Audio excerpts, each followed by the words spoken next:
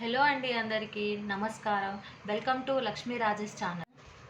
ఈరోజు సేమియా ఉప్మా చేద్దాం అనుకుంటున్నాను. అందరికీ తెలిసిందే, కానీ ఒక చిన్న టిప్తో ఈరోజు నా స్టైల్లో చేద్దాం అనుకుంటున్నాను. ఆ టిప్ ఏంటో తెలుసుకోవాలంటే వీడియోని స్కిప్ చేయకుండా లాస్ట్ వరకు చూడండి. ఇప్పుడు ప్రాసెస్లోకి వెళ్ళిపోదాం. ముందుగా ఒక కడాయి తీసుకొని 2 గ్లాసుల వాటర్ వేసుకొని, ఒక కప్పు సేమియా వేసుకొని, అందులో 1 table spoon oil, 1 table spoon salt, 1 table spoon పసుపు వేసుకొని ఒకసారి కలుపుకొని సేమియాని 80% ఉడికించుకోవాలి.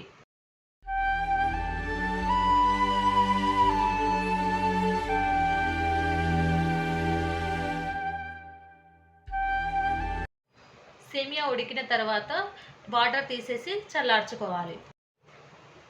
ఇప్పుడు మళ్ళీ కడాయి తీసుకొని కడాయిలో పోపుకు సరిపడా ఆయిల్ వేసుకొని, ఆయిల్ వేడయ్యాక పోపు దినుసులు, అందులోనే ముందుగా కట్ చేసుకున్న పచ్చిమిర్చి చీలికలు,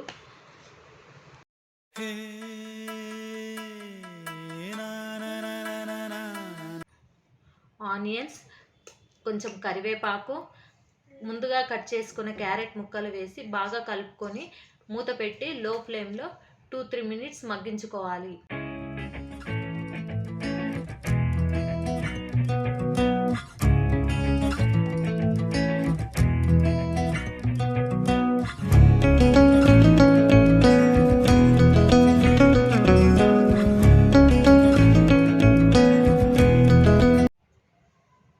తర్వాత మూత తీసి ఒకసారి కలుపుకొని టొమాటో వేసుకోవాలి.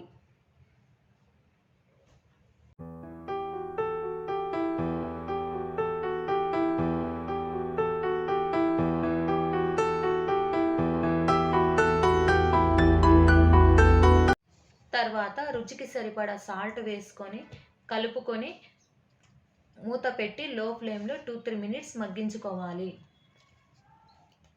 సాల్ట్ వేయడం వల్ల టొమాటో త్వరగా మగ్గుతుంది. తర్వాత మూత తీసి ఒకసారి కలుపుకొని ముందుగా మనం ఉడికించి పెట్టుకున్న సేమియా వేసుకొని కలుపుకోవాలి.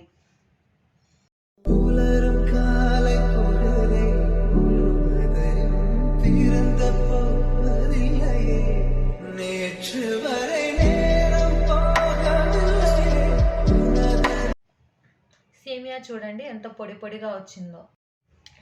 టిప్ ఏంటంటే సేమియా ఉడికేటప్పుడే ఆయిల్, పసుపు, సాల్ట్ వేయడం వల్ల అతుక్కోకుండా పొడి పొడిగా వస్తుంది.